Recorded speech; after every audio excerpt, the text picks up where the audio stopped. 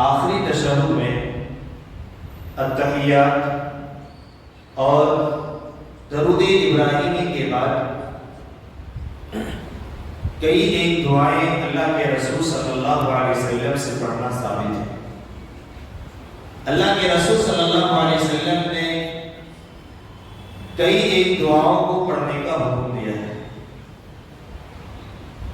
بعض دعائیں ایسی ہیں کہ جن میں کچھ چیزوں سے پناہ طلب کی گئی، عذاب نار سے، عذاب قبر سے، فتنہ دجال سے، تو زندگی اور موت کے فتنے سے، تو گناہ اور قرض کے فتنے سے، تو کچھ جو دعائیں ہیں وہ کچھ چیزوں سے پناہ طلب کرنے پر مشتمل ہے، اور بعض جو دعائیں ہیں ان میں اللہ رب العالمین سے بخشش اور رحمت کا سوال ہے۔ لہذا ہر نمازی کو چاہیے کہ آخری تشہد میں جو دعائیں اللہ کے رسول صلی اللہ علیہ وسلم سے ثابت ہیں ان تمام دعاؤں کو پڑھنے کی کوشش کرے۔ مزید اگر اس کے پاس وقت ملتا ہے تو وہ مزید دعائیں بھی جو مسنون دعائیں ہیں، ثابت شدہ دعائیں ہیں، ان دعاؤں کو بھی وہ آخری تشہد میں پڑھ سکتے ہیں۔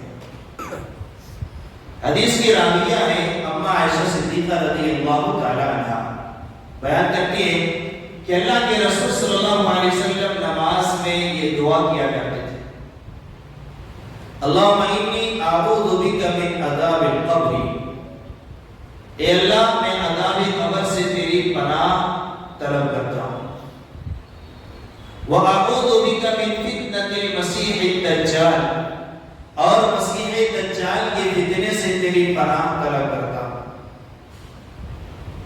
وَأَعُوذُ بِكَ مِن فِتْنَةِ الْمَحْيَا وَفِتْنَةِ الْمَمَاتِ، اور میں موت اور زندگی کے فتنے سے تیری پناہ طلب کرتا ہوں، اللہم انی اعوذ بک من المعصم والمغرم، اے اللہ میں گناہ اور قرض سے تیری پناہ میں آتا ہوں، تیری پناہ کا طالب ہوں۔ فقال له قائل، اللہ کے رسول صلی اللہ علیہ وسلم سے کسی نے عرض کیا، اے اللہ کے رسول صلی اللہ علیہ وسلم، ما اکثر ما تستعیذ من المغرب، آخر آپ قرض سے کثرت کے ساتھ پناہ کیوں طلب کرتے ہیں؟ تو آپ صلی اللہ علیہ وسلم نے بیان فرمایا، ان الرجل اذا غرم، انسان جب مقروض ہو جاتا ہے، کسی سے قرض بہت زیادہ لے لیتا ہے، حدث فکذب، وہ باتوں باتوں میں جھوٹ بولتا ہے، ووعد فاخلف، اور وعدہ کر کے وعدہ خلاف بھی کرتا ہے، وعدہ کی خلاف ورزی کرتا ہے۔ اس حدیث مبارکہ سے آپ سمجھ سکتے ہیں کہ اللہ کے رسول صلی اللہ علیہ وسلم آخری تشہد میں کتنی چیزوں سے پناہ مانگا کرتے ہیں۔ بعض روایتوں میں اللہم انی اعوذ بک من عذاب جہنم کا بھی لفظ ہے، تو آپ عذاب جہنم سے بھی پناہ طلب کیا کرتے ہیں۔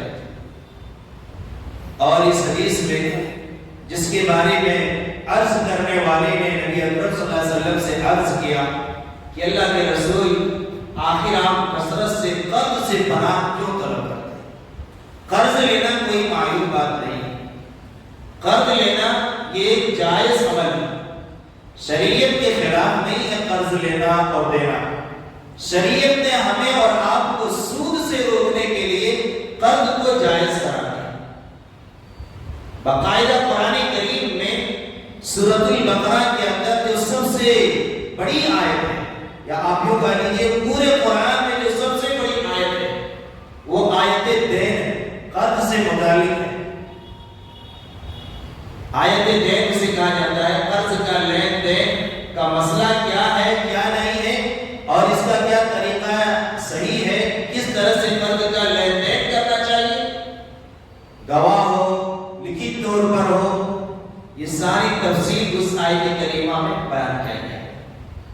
تو قرض لینا دینا یہ ایک جائز عمل ہے، کوئی غلط نہیں، لیکن پھر بھی اللہ کے رسول صلی اللہ علیہ وسلم قرض سے پناہ مانگا کرتے ہیں۔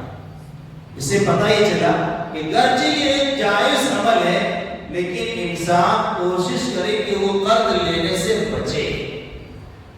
کیوں؟ اللہ کے رسول صلی اللہ علیہ وسلم نے اس کی وجہ بیان کروائی. کیونکہ انسان جب بہت زیادہ قرض دار ہو جاتا ہے، بہت زیادہ قرض اس کے سر کے اوپر جمع ہو جاتا ہے، تو پھر وہ جھوٹ بولنے لگتا ہے. وہ کیسے؟ جب قرض دینے والا اس سے قرض کا مطالبہ کرتا ہے کہ واپس کرو بھائی صاحب، بہت دن ہو گیا، کہتے ہیں ٹھیک ہے آج نہیں کل دیں گے. جب کل آتا ہے تو کہتے ہیں کل نہیں ہو پایا پرسوں دیں گے. پرسوں آتا ہے کہتا ہے نہیں ہو پایا ایک مہینے کے بعد ہے. کیا ہے؟ بات میں جھوٹ بھی ہے اور وعدہ خلافی بھی ہے. اس لیے اللہ کے رسول صلی اللہ علیہ وسلم نے قرض سے پناہ مانگا اور کثرت سے قرض سے پناہ طلب کیا کرتے تھے. اور وعدہ خلافی کرنا اور باتوں میں جھوٹ بولنا کس کی نشانی ہے؟ منافقین کی نشانی ہے. جب بات کرے تو جھوٹ بولے اور جب وعدہ کرے تو وعدہ خلافی کرے. اس لیے اگر کوئی کسی کا قرض لیا ہے تو اسے ادا کرنے کی کوشش کرے اور جھوٹ بولنے سے وہ پرہیز کرے. اگر کسی کو وعدہ دینا ہے تو آپ صحیح وقت کا وعدہ دیں تاکہ سامنے والا بھی پریشان نہ ہو اور آپ جھوٹ سے بھی بچ جائیں. کیونکہ ایک جائز چیز لے کر کے بھی آپ گناہ بٹور رہے ہیں، وعدہ خلافی کر رہے ہیں اور آپ جھوٹ پہ جھوٹ بات کر رہے ہیں. اللہ تعالیٰ سے دعا ہے یا اللہ ہم سب کو آج کے اس درس پر عمل کی توفیق